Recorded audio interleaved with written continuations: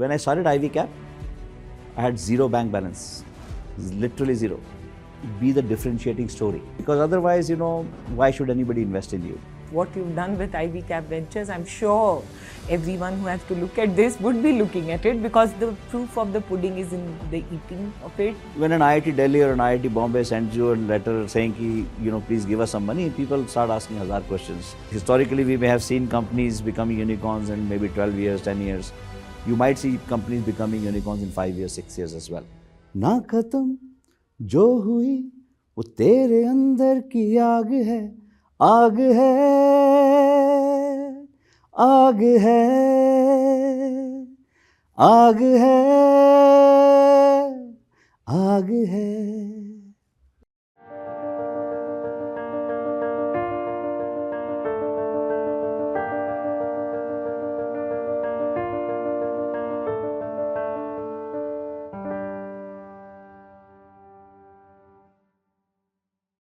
India में जहाँ पे हम स्टार्टअप्स और वेंचर कैपिटल की बात करते हैं, then the only thing that we talk about how all the VC money and all the money is coming from outside India which is being invested in startups of India.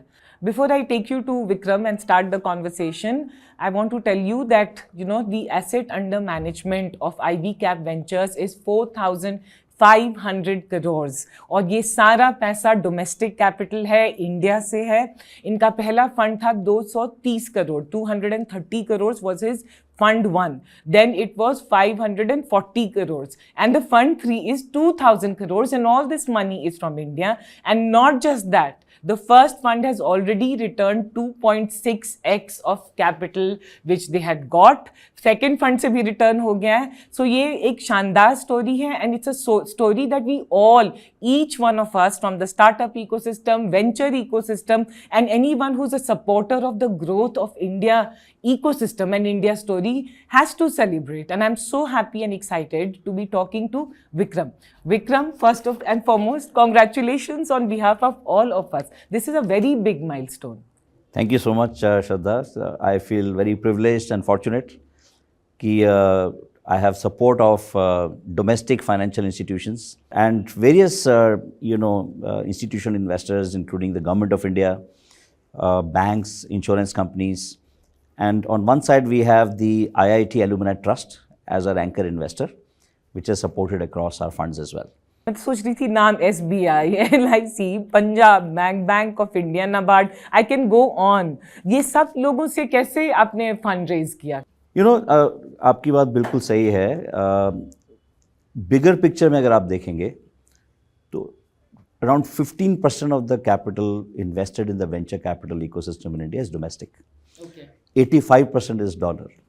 So obviously there's predominantly dollar funding. Yeah. That's the reason SBB में कुछ होता है तो Indian startups start really shivering. Yes. So that should change. And I think it's not easy to raise capital from the institutional investors. Historically, it hasn't been easy.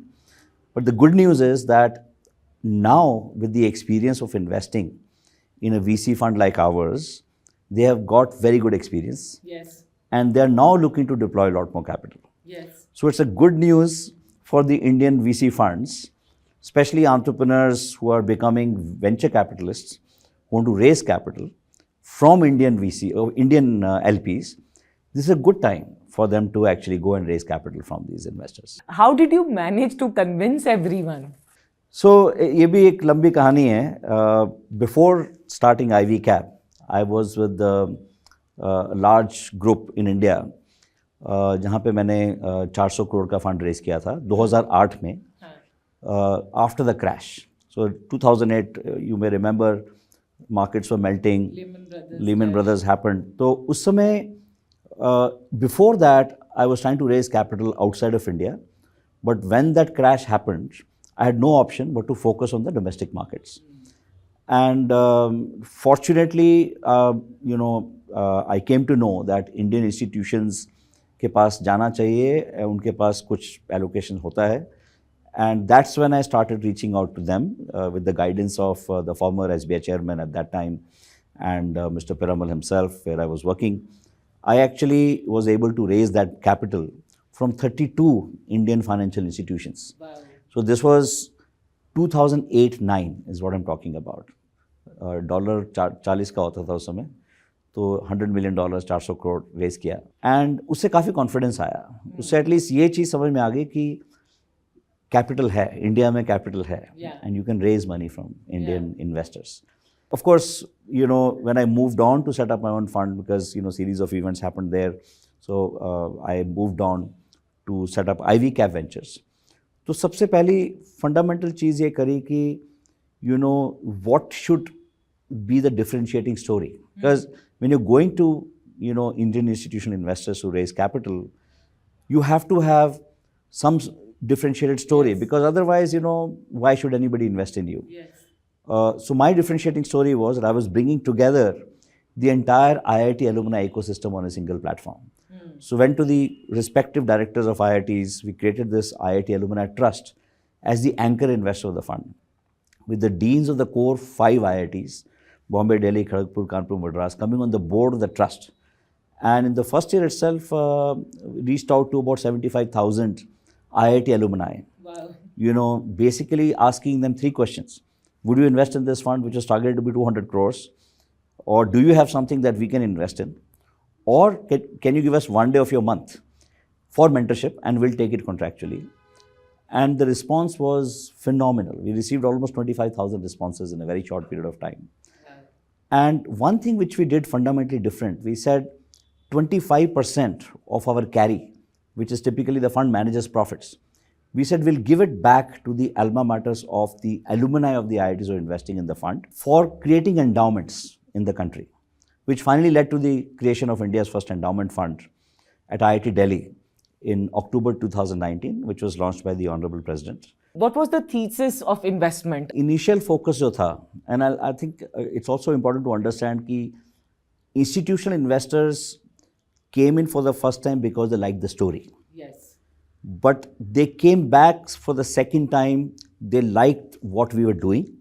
They came back for the third time because they actually got cash returns, right? Yes. So there was a story of investing philosophy, which was very focused towards creating cash returns. I knew from dealing with them कि जब तक आप उनको cash returns नहीं दोगे, वो confidence नहीं आएगा. That is true with any investor. Yeah. But they don't understand this asset class. At that time, of course, they did not understand this asset class at all. Yes.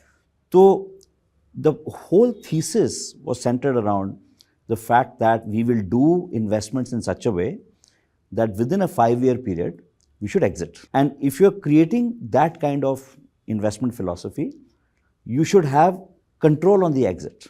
When you're having control on the exit, means you should have a meaningful stake in the company. Yeah. When do you get a meaningful stake in the company? Is when you're investing at Series A. Series A में आपको usually 20 to 30% stakes मिल जाती हैं companies में. And in a 240 crore size fund, which was a fund 1, average ticket size was about 20-22 crores. We invested in 10 companies with the idea to really take meaningful stakes in these companies so that in a 5-year time frame, we can get cash returns. So that clarity was there right from the beginning. We knew that शुरू में हमको बहुत ज़्यादा risk नहीं लेना है. We don't want to do seed investments. The seed, most of the other VCs were doing spray and pray approach. कि आप 100 companies में डाल दो, 1-1 करोड़ करके, कहीं ना कहीं तो कुछ पैसा बन जाएगा. That approach is very different, and very risky. So इसमें, we were very clear कि we'll handpick these 10 companies for Fund 1. We will take 20 to 30% stakes. Sector doesn't matter. The teams matter. Yeah. Because that was the advantage that we had going to the alumni ecosystem, that we got a lot of inbound companies from the alumni ecosystem itself, where we handpicked those 10 companies, where we tick-marked everything that we were looking for in terms of the sector, in terms of the business models, capital efficiency of these businesses, the stake we were looking for, whether we can add value or not in these companies.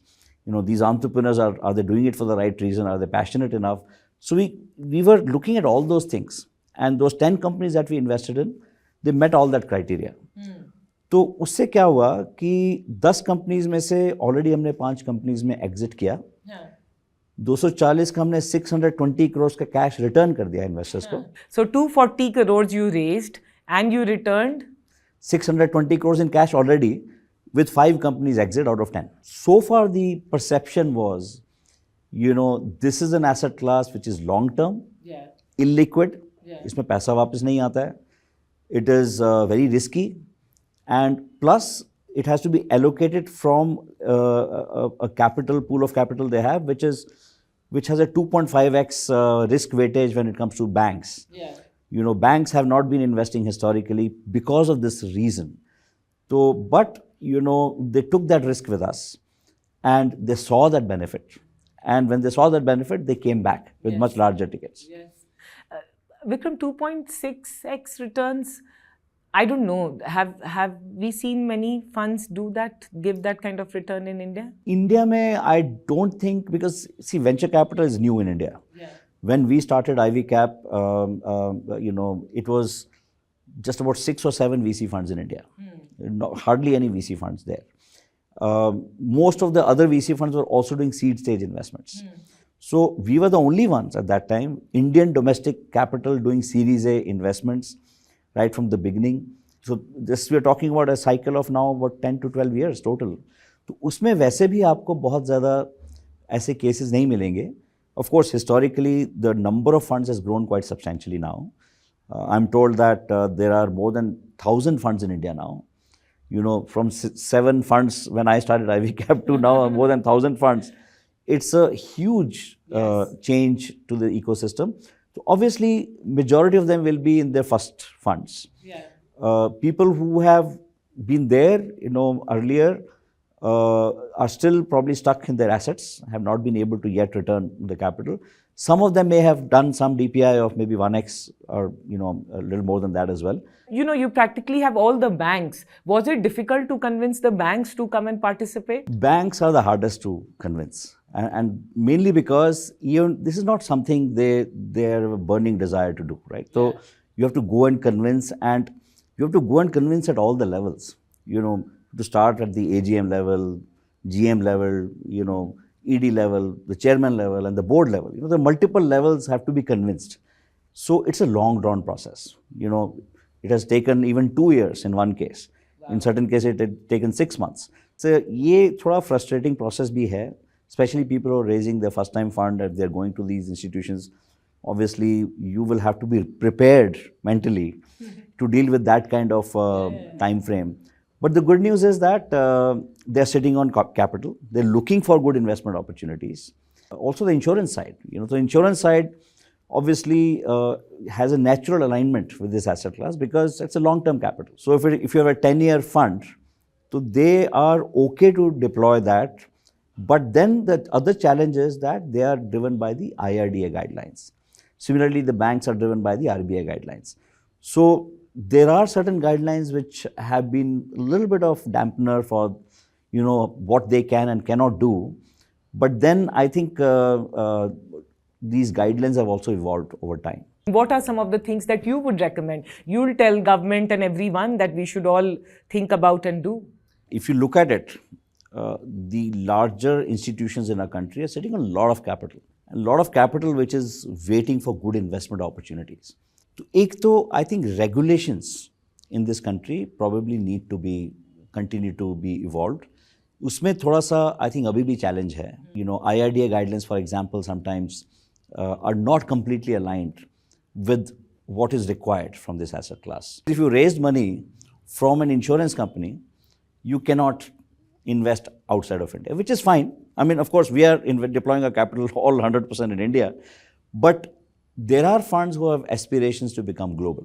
So I think if we want their aspirations to be there, if we want to create global VC funds out of India with the domestic capital supporting it, then this is just one example of guidelines. Similarly, on the banking side, you know, this asset class is still not treated as an asset class which actually should be promoted. So it is still treated as a very high risk category, which is the nature of this asset class. But at the same time, I think if this was given a priority sector treatment, then I think it will create a lot more capital flow into this asset class. Similarly, if you look at the pension funds, pension funds is a very interesting story. Yeah? So, you know, there is a huge amount of capital sitting in pension funds. And I think we've been discussing this at various levels in terms of how to, you know, get that capital also into this ecosystem. And I think it has been allowed from a policy perspective that 5% of that capital can come to equities or these kind of asset classes. But when you actually go to these pension funds, they are not ready yet because they're not able to match that policy with the actual investment side. So I think one needs to see through this whole process and make sure that that capital also finds its way to this asset class. So I think एक बार वो pension funds खुल गया, then I can tell you that this 15% straight away jump to 25%. So वो कैसे खुलेगा? I think उसमें थोड़ा सा maybe somebody has to, maybe from the government side itself, has to give a little bit more push on encouraging these pension funds to deploy capital in this asset class. So I think policy पे level पे तो they thought कि policy level पे approve करके ये हो जाएगा, तो वो हुआ नहीं है. I think it has to, once more step has to be taken to make sure that if there are further bottlenecks which prevent people to actually take that final call of deployment, I think वो नहीं हो रहा है.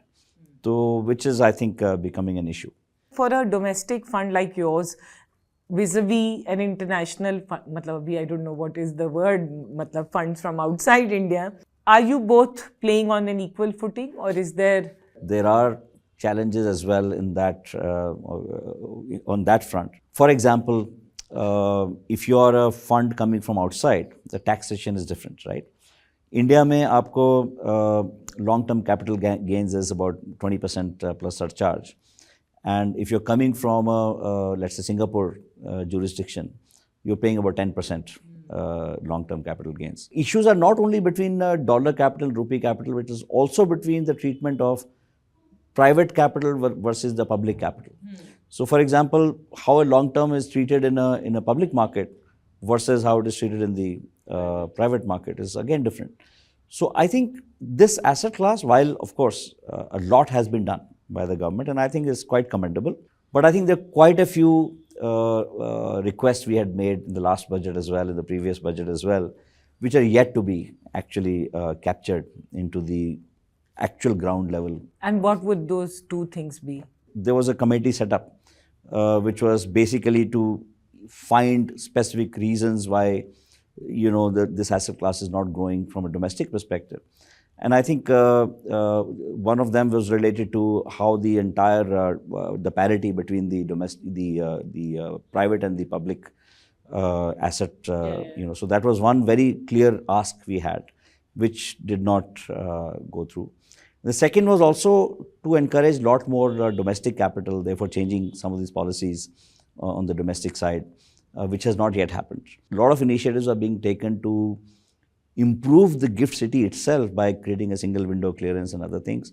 But I think people are still not comfortable with the jurisdiction when it comes to dollar investors. They're still comfortable with Singapore as a jurisdiction. So if somebody already has a vehicle in Singapore, will they shift to gift city is another question mark. And Vikram, I have to call this out that with what you've done with IvyCap Ventures, I'm sure everyone who has to look at this would be looking at it, because the proof of the pudding is in the eating of it, and बहुत ही what should I say, शानदार returns करके it validates the startup story and the startup ecosystem, because right now in the last 1 year again there have been questions that the valuations are too high. Of course that side of the story is also correct, but then there is someone like you who has put in complete domestic capital and has seen this kind of returns from startups here in India. 2021 was an excellent year for exits. There was a time we made 4 exits in that year. People who invested at that time obviously would have seen some valuation corrections happening over the last 2 years. So we got a little lucky as well in that sense. But at the same time, because our mindset was exit mindset, we saw that opportunity in 2021 to exit. So, in a 10-year fund life cycle, you will have one bad cycle and one good cycle. I think eventually this kind of returns you will see if mentally you are prepared to fight a long-term war, rather than, getting distracted by short-term issues. We at IvyCap, I wouldn't say don't like the term unicorn, but we appreciate more the dragon term. See, unicorn is a valuation at one point of time. Yeah. Dragon is about value creation. Unicorn is about valuation. You have Dragon Con. We call it dragon because, in fact, honestly, even I didn't know the term earlier. It was only after we created a dragon in a portfolio that people started talking about dragon, even in our team now. Every time we're looking at investment, तो question पूछ रही है dragon बनेगा क्या? And I have started receiving mails from entrepreneurs saying we can be your next dragon. So actually now people have started connecting with it, and that's all about value creation, and that's the reason if you have to create cash returns, it's a lot about value creation. Yes. So that's what we've been focusing on. Now I want to focus on the endowment fund because again it's a very historic milestone and something which surprisingly we didn't have in our country because again in US जहाँ पे भी देखिए endowment fund होते हैं. In fact a lot of VC money that we see coming from outside, most of them have endowment funds investing in them. But you've created the first endowment fund out of IIT Delhi. Tell us about that. You know, the whole idea started at the time when we were conceptualizing IvyCap itself. You know, so that time the idea was ki, you know, what binds people together? What binds people together is to, you know, come together and do something back for the system which is given to them. Yeah. So that's the concept of endowment, and especially people like us. I've also studied in the US. US colleges में they will send you shamelessly an email saying कि आप इतने पैसे आप दे दीजिए endowment में. The people don't ask questions. When an IIT Delhi or an IIT Bombay sends you a letter saying कि, you know, please give us some money, people start asking 1,000 questions. You know, कौन manage करेगा, कहाँ जाएगा पैसा, use कितना होगा, इसका policies क्या होंगी, 1,000 questions. And maybe sometimes rightfully so because you don't know, you know, there's no proper structure of endowment. So historically, US endowments have grown substantially over time. So I was doing some research before this endowment fund set up. You know, 2017 में मैंने IIT Delhi board को presentation दिया था. Mr. Kumar Mangalam Birla was the chairman at that time, presenting this endowment concept. So obviously at that time when I said we should raise $1 billion for IIT Delhi endowment fund, and this is how we can raise. There were more than 50,000 alumni of the IITs at that time, IIT Delhi at that time. And I even gave the breakup of कौन से batch से कितना पैसा आएगा, and वो अगर हम all collectively add करें तो by 2025, so this was the plan like over an 8-year time frame, we said कि ये इतना $1 billion raise कर सकते हैं. So that was the plan which I had submitted, and of course everybody liked the ideas, and they actually wanted to really take it forward, and of course in 2019 we set up formal structures, processes, systems with the team, with the board. You know, I'm also part of the board now, and with the idea to bring in initial set of alumni, we actually took it to, you know, initial set of about 20-25 alumni. Said, why don't we start with this? And on the day of the launch, October 31st, 2019, when the Honorable President launched it at Rashtrapati Bhavan, we had 255 crores on that day. Wow. And, you know, I'm also a musician, so I had actually composed a song which was picturized on the accomplished IIT Delhi alumni. In fact, on that day of the launch, there were 30 unicorns in India. 15 came from one campus, which was IIT Delhi. And when people saw that, and that is something, you know, which was mind-boggling for people. So that concept really stuck very well with people. That song became viral. Yeah. You know, people started seeing this and they started connecting with it. And that template then went on to IIM Ahmedabad, IIT Madras, you know, other IITs. Yes, because there's a framework which has been set. Correct. So now there is a reference, one can look at IIT Delhi's. So interestingly, you know, when I was looking at the US endowments, आप rank करिए उनको from based on the size of the endowment, the 100th rank will be about $1.2 billion size. आपने शायद नाम भी नहीं सुना होगा यूनिवर्सिटी का, लेकिन उनका endowment size will be $1.2 billion. You know, so it's like that. So that gives you, you know, the real, you know, what's happening on the ground, and you don't have a single endowment in India. This is before 2019. And now I feel very good. In fact, if you look at it, my personal passion is being driven by this endowment ecosystem, because I think this venture capital is actually the engine for value creation, and giving back from this endowment to this endowment fund from our carry is what I believe. You did that, right? So we did that with the first fund. With, you know, we said 25% of our fund, one carry. Yeah. We're going to give back to create these endowments. And going forward, as the fund sizes grow, 10% perpetually we're going to give as our carry back to the endowments, so that we build this endowment ecosystem. For India, and anyone who is in the ecosystem will understand what IvyCap Ventures returns, the fund, what this means and what Vikram has done. But question ये है कि हम तो IIT से नहीं हैं. ये idea जो था, कहीं पे तो आपको शुरुआत करनी है, right? The idea was not to make it only for IIT. In fact आज भी अगर आप देखें 40 कंपनीज हमारे पोर्टफोलियो में, 60% are IIT alumni, 20% are IIM alumni, the remaining 20% neither nor. Now, what is happening is, after seeing the success of this endowment fund in terms of setting up, I am now helping many other institutions also. Okay. Setting up their endowment funds. So, which is actually also now, because see, eventually it's a concept that has to scale across institutions. Yes. And people are now learning that, yes, it is possible. Yes, this can be done and this should be done. So I think that's what is exciting me personally. It's not just about IITs. There are 23 IITs, and of course, there are a substantial number of IIMs as well.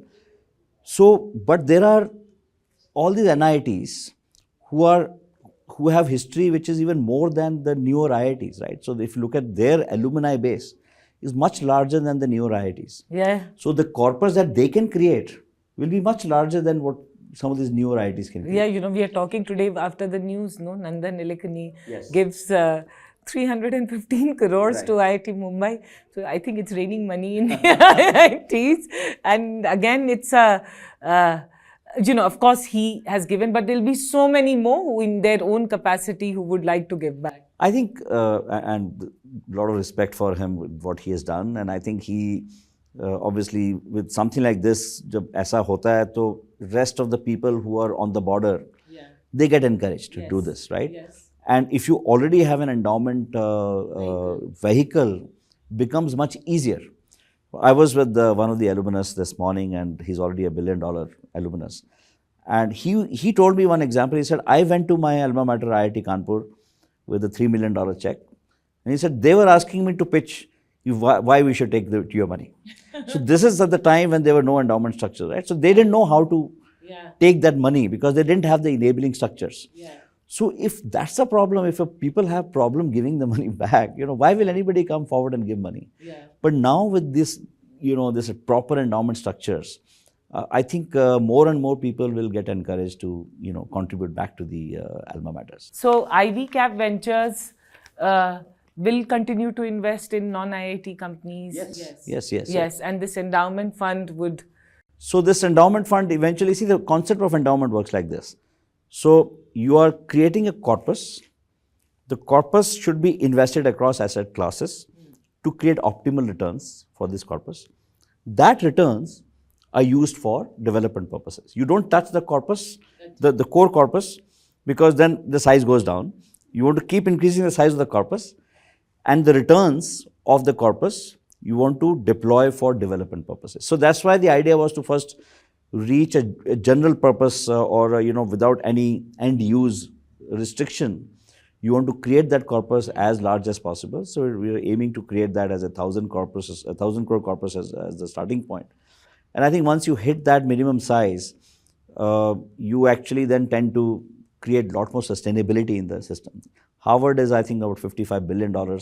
I know the Yale, for example, they created 18% return on their corpus of about, I think, close to $30 billion. And if you're talking about that kind of return, imagine, the kind of money you are generating in the system every year. Yes. And you don't even need that amount of capital. Yes. आपके पास $5 billion generate हो रहा है system में, just from the returns of the corpus, that's a general purpose corpus, that's what you need, right? Tell me, ये dry land कब तक रहेगा? So there are multiple factors which are contributing to this, right? I think अगर आप history देखोगे, COVID के time पे US printed trillions of dollars.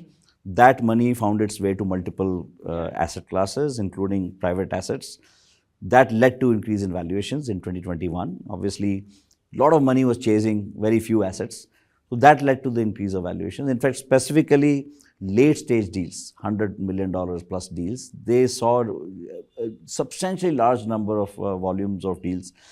And in 2021, if you remember, in that year itself, we created 44 new unicorns. And I think a lot of this was, also because of the pressure of deployment of all this cash which came into the system, right? There are so many SPACs.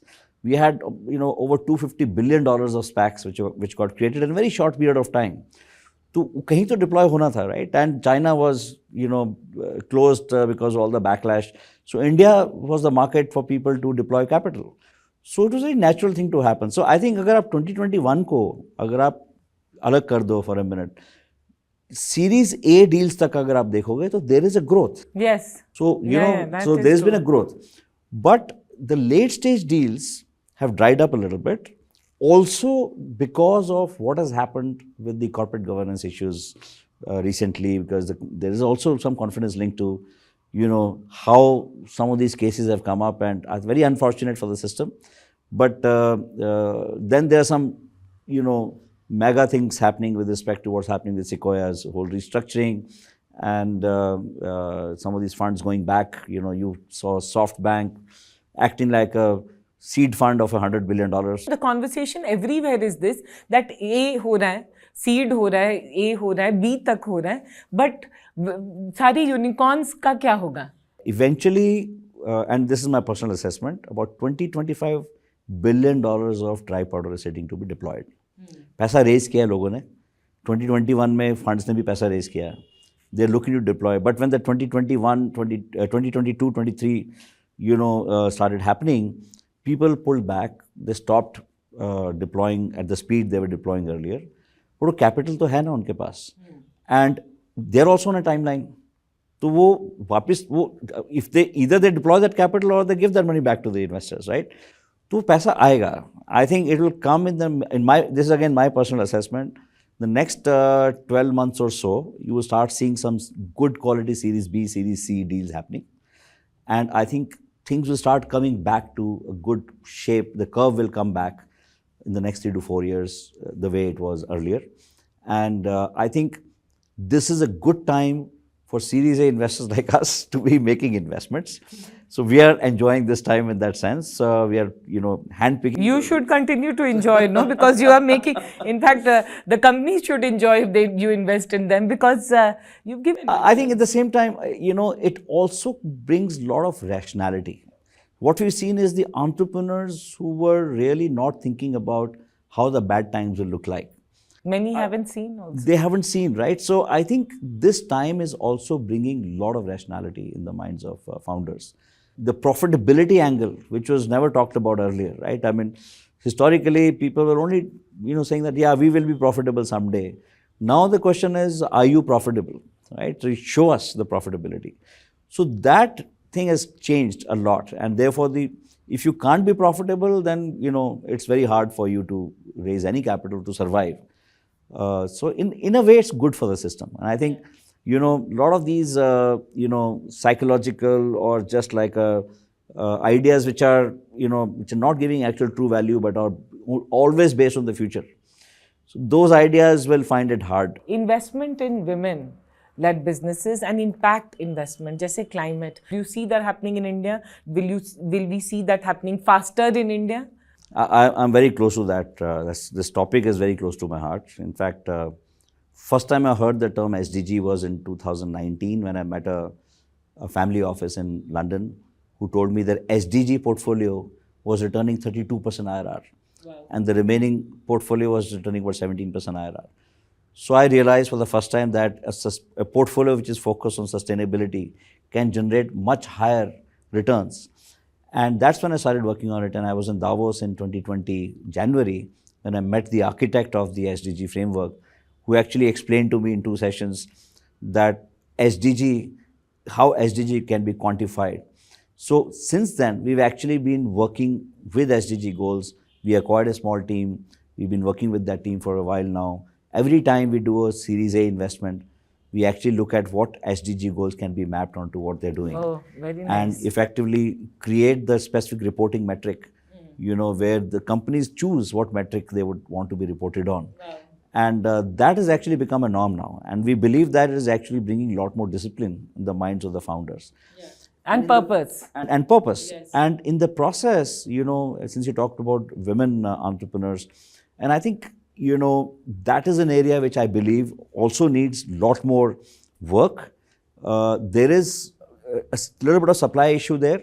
We need to encourage more women to become entrepreneurs.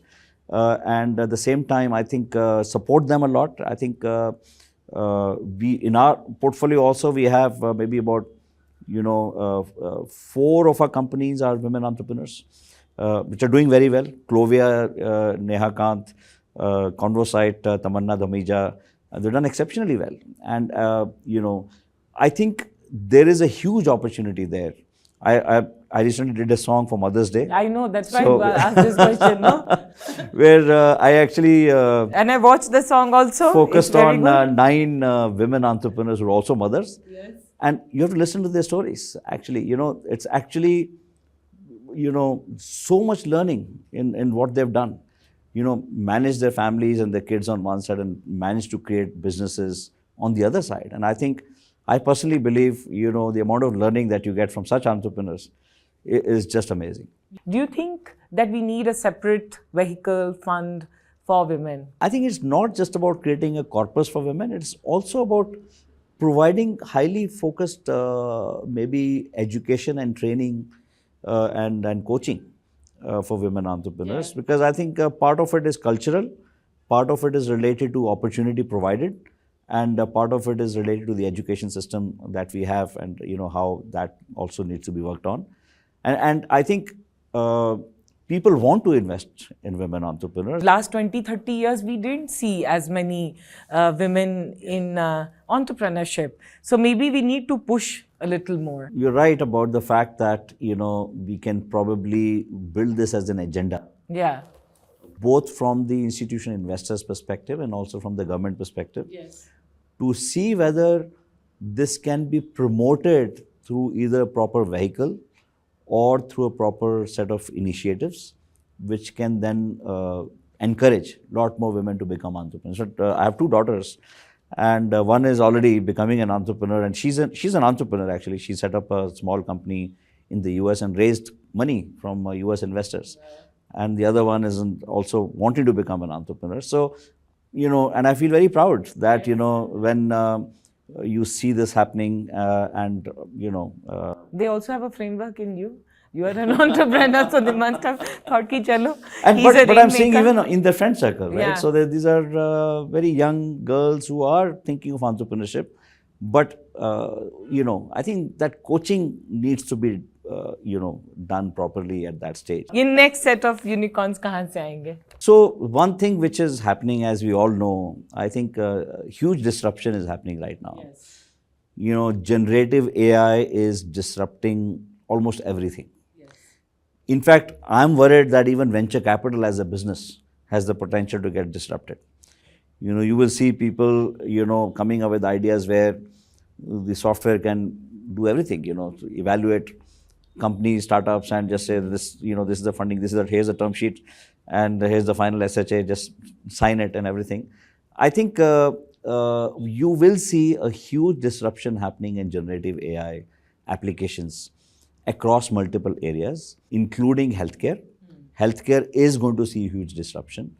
Then you will see huge disruption happening even in fintech, further disruption happening, because healthcare and fintech are 2 sectors where there is a huge amount of volumes of data getting generated, right? Whether it's financial services, banks, or you have, all kind of lending happening in the fintech space. Healthcare, every interaction you have with the doctors is generating data point. Yeah. So any such data that is getting added to the system has the ability to generate a lot more intelligence. And a time will come where you will not necessarily even have to visit a doctor. In fact, areas like robotics, for example, is changing the world a lot. So any businesses which are coming up with those disruptive ideas are going to become unicorns very fast. So the time to unicorn is also going to decrease. So historically we may have seen companies becoming unicorns in maybe 12 years, 10 years.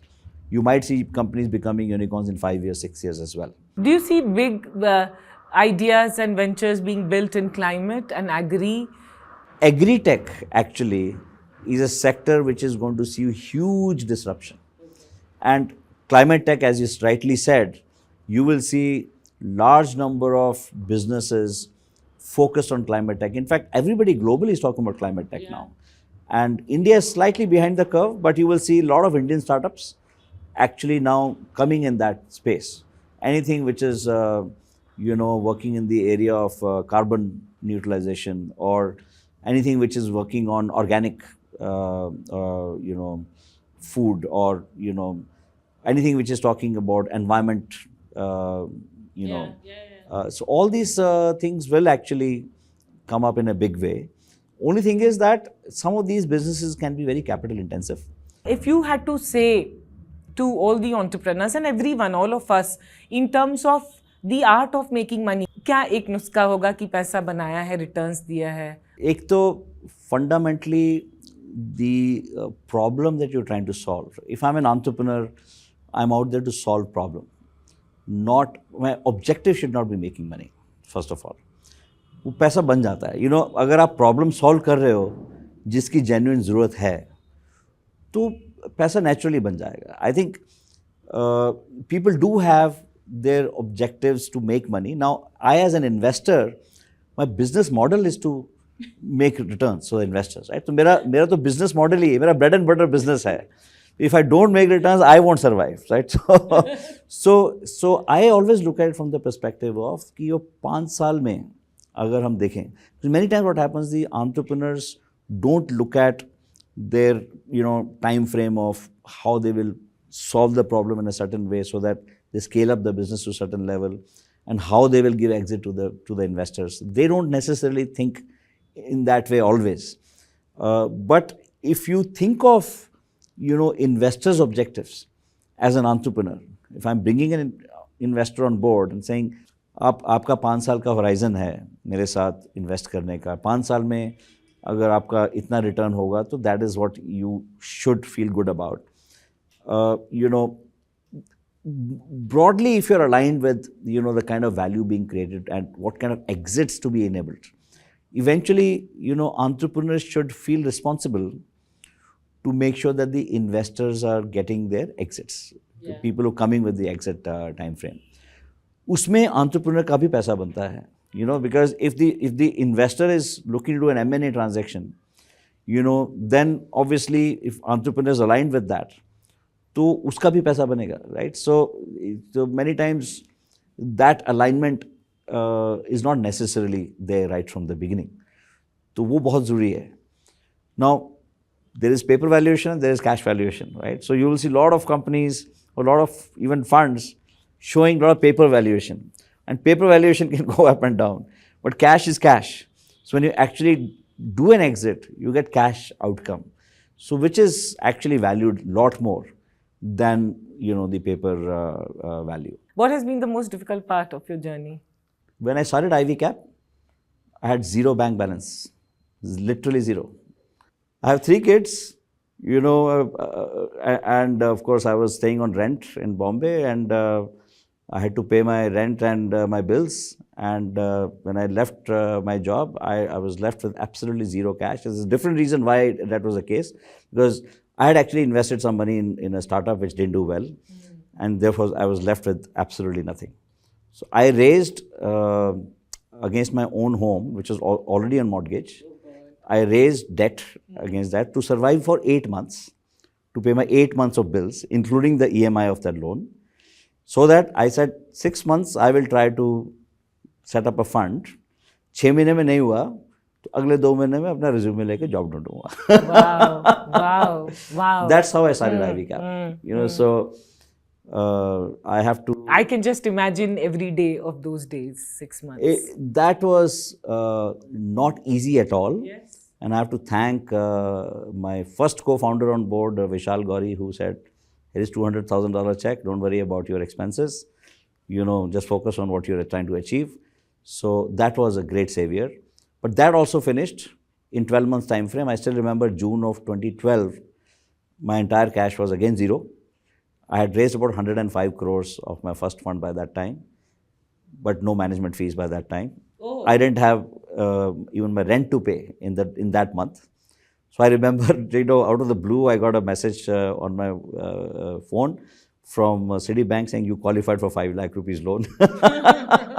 I immediately took that loan to make sure I pay my, that month's expenses. Fortunately, then our institutional investors said, why don't you do the first close? So we did a first close of the fund at that time. And I started paying some salary to myself. So it was not easy. The first 1 year was tough. And many times people don't realize that even a venture capital fund can be set up, like an entrepreneur, with a journey like this. When I started IvyCap, all I had was just an idea. And that idea worked very well. And then support of these institutions, I will never forget Mr. G.K. Pillai, who's our chairman right from day one. He came on board. He was the Home Secretary at that time. Yeah. So I think it's been a journey which actually has, initial couple of years were hard, but I think post that, we kept doing it with a very focused manner, and I think we are here where we are. मतलब सारे milestones को conquer करने के बाद अब next क्या है? See, my personal aspiration is to create the largest global venture capital fund out of India. I believe that we have that opportunity with the support of some of these institutions. And I think many people keep running around different geographies to raise funds. And I think we have so much capital in India, we can actually create a multi-billion-dollar fund out of India for the global market. And of course, the regulations will evolve and that will support this. And I'm quite hopeful and quite optimistic about that. But that's my personal vision. And from IvyCap's perspective, what drives me is this endowment angle. I believe that if venture capital as a value creation engine can put that value back into the ecosystem to create a lot more innovation and entrepreneurship across the education system of India, I think that will accelerate the growth of our country much faster. So, so that is my fundamental passion, you can say. And I love to combine that with my passion in music. I believe that music is a way to communicate better. Yes. You can communicate your emotions much better. Yes. And I think I would like to combine my music aspirations and passion with my professional aspiration to actually really build this, value. How can we have this such a beautiful conversation end without you singing? तूने बंद आँखों से देखे थे ख्वाब जो है जुबां पे ना तेरे दिल को फिर भी है याद वो है रास्ता तुझको पता अब ढूंढ ले मंजिल के निशान खुद बना ले जिंदगी मत समझ ये ख्वाब है ना खत्म जो हुई वो तेरे अंदर की आग है आग है आग है आग है आग है. Brilliant. Thank you so much. We are very proud of you. Thanks a lot. Thank you so much, Shradha, for having me.